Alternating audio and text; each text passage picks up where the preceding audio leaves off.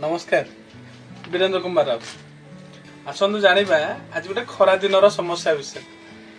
खरा दिने आपड़ जदि खाଇବା पीवा डिस्टर्बान्स हुए पानी पीवा डिस्टर्बान्स हुए माने जदि आपण पानी समय न पियंती आ खाଇବା भी समय न खाती आपणकर परिस्रा जलापोड़ा हो पारे। परिस्रा जलापोड़ा हबार अर्थ परिस्रा इन्फेक्शन नुहे एमती पेट गरम हेले परिस्रा पोड़ा जड़ा हुए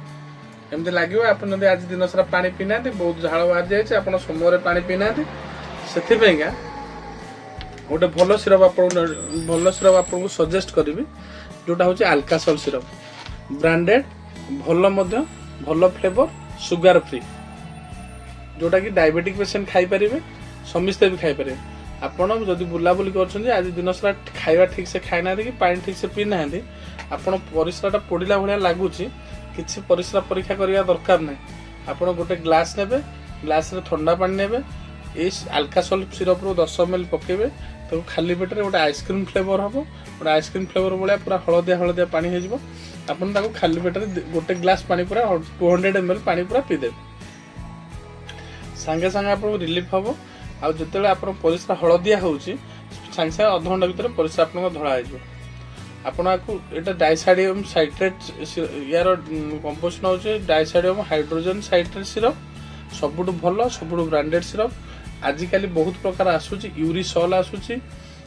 यूरिक एंड के आसूची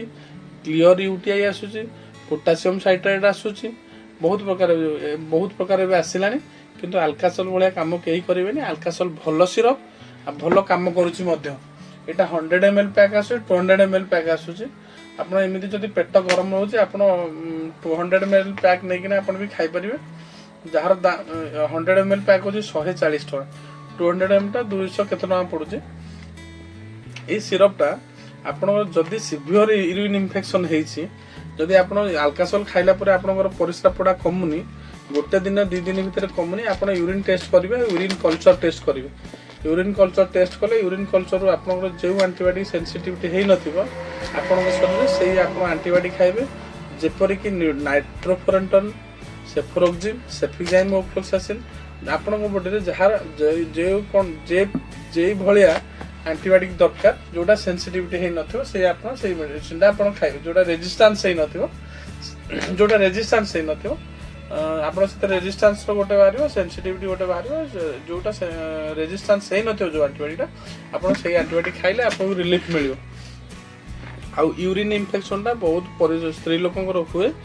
जेहेतु ताकर छोट यूरिथ्रा तार परिस्रा इन्फेक्शन हवा वल्वोवाजिनाल इन्फेक्शन हवा बहुत अधिका चांसेस थाए जोटा पुरुषों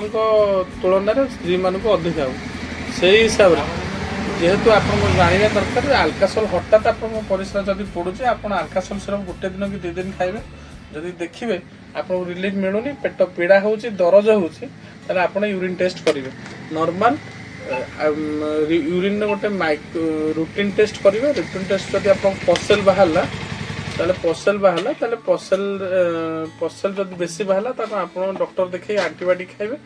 जदि पसेल न बाहर आप नॉर्मल आल्कासोल खाई 6 दिन 7 दिन भीतर ठीक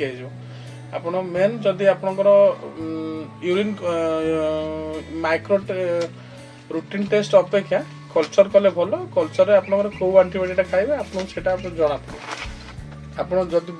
जदि आपंकर कौन समस्या थाए आप कमेंट माध्यम जनइबे आल्कासोल सिरप मन रखु जोटा स्टामेड कंपनी भल ब्रांडेड आ सुगार फ्री जेहेतु कि डायबिटिक पेसेंट खाईपर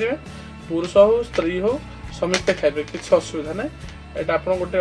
200 ml पानी रे 200 ml पानी गोटे ग्लास पानी रे आप 10 ml सकाଳେ 10 ml दीपर 10 ml रात 10 ml खाली पेटर पकई पिए भल काम कर नमस्कार।